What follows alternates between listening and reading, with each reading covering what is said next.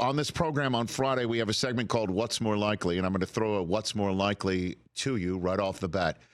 Which team is more likely from last year's Super Bowl to flip a switch and go on a run? The Chiefs or the Eagles, Chris? Good question. Thank you. I'm gonna say the Eagles because it just feels a little less likely to me, and I think the NFC is a little easier path than the AFC. I'm not positive about that, but it feels like when it's conceivable a team like the Buffalo Bills could end up a 7 seed, yes, 6 seed, whatever, that's a little frightening. And or the Miami Dolphins could end up in that same position. So I think the path is a little tougher in the AFC. I don't think anybody has really distinguished themselves. And other than San Francisco, it just feels like that, in the NFC, it feels like any of them could come out of there. So, I mean, we've only got one team at this point, right? That it's theirs to lose right now, and that's the Baltimore Ravens. Everybody else I think they've got a shot. So let's dive a little bit deeper into your response there, starting with the Chiefs. I understand, again, if the Dolphins lose the game you're calling on Sunday night with Mike Tirico and the rest of the crew, the Dolphins wind up in Arrowhead. It's entirely possible that the Bills lose this game and other scenarios break on Saturday and earlier on Sunday to make them the 6th seed and go back to the spot where they had just won thanks to Kadarius Toney's foot in part. What ails the Chiefs that could be fixable, do you think?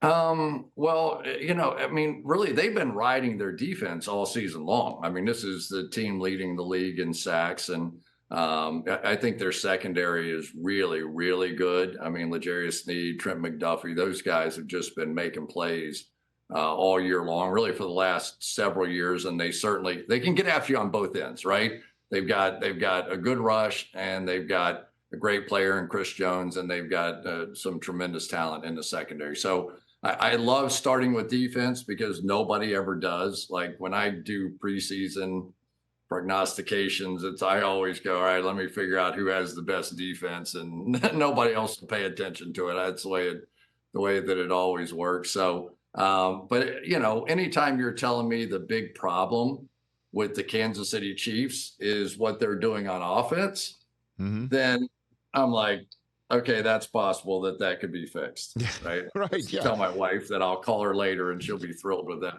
There you go, Chris.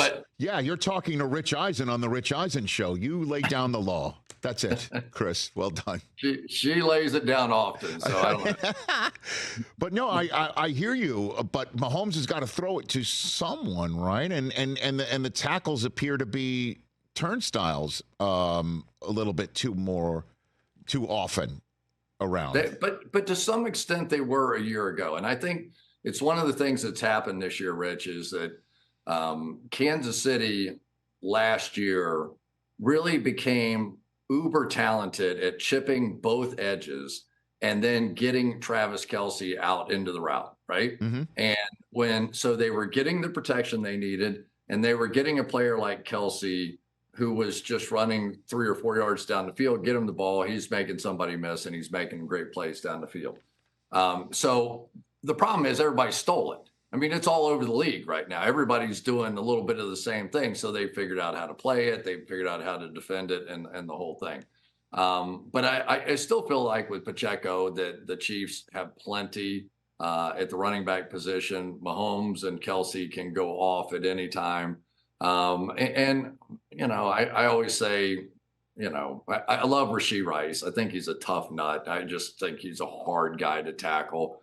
And Kadarius Toney, in my mind, I saw him play at Florida. I've seen him in the NFL. I saw him in the Super Bowl. If you want to say, is there any human being that could flip a switch and all of a sudden be unstoppable? Yeah, and my line on him is always, if you played a game of tag with the entire National Football League, Kadarius Toney would win.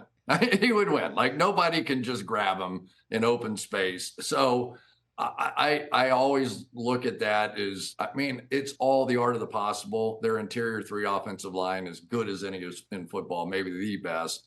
So yeah, I would say the Chiefs. And then let's turn to the Eagles, Cris Collinsworth. You last saw them on the Week 14 Sunday night in Dallas. Perhaps, again, you're wearing your PFF hat, literally. Maybe you can figuratively wear your Pro Football Focus hat with an answer to the question of what does ail this team? What is wrong with the Eagles, Chris? I think that's a harder question for me because I look at them. AJ and Devontae outside as good as they get. They got Goddard back. Jalen Hurts, I think, has been a little dinged up all year. I don't think he's been completely right. DeAndre Swift has given them some big play ability, but this offensive line has consistently been one of the best in all of football. So it's a little bit harder for me to come up with a legitimate answer on that side. They've been through a lot now on the defensive side. Had to switch defensive coordinators sort of in the middle of the year with Desai going out and Matt Patricia coming in. And so that was a little bit of a shakeup. But they've lost so many games on the last drive. I mean, you think about the last month of the season, the last drive is where they're losing, and that's where they were winning a year ago, all except the Super Bowl. And I always think it's hard when you're coming back and you had played in the Super Bowl the year before. Like the regular season's almost boring. It's almost like, God, just get me to where, I can make another run at this. And it's 4 months of just pain and suffering. And, it's just, and now you're finally there.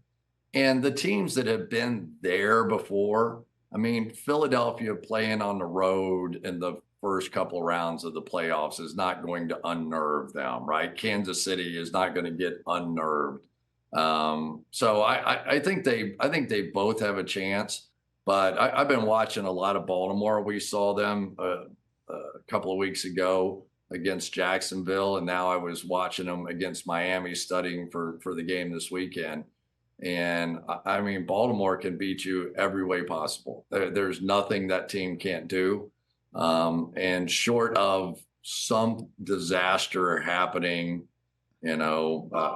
somewhere, it just feels like it's theirs to lose this year. Catch the Rich Eisen Show every single day on the Roku channel, 12 to 3 Eastern, for free.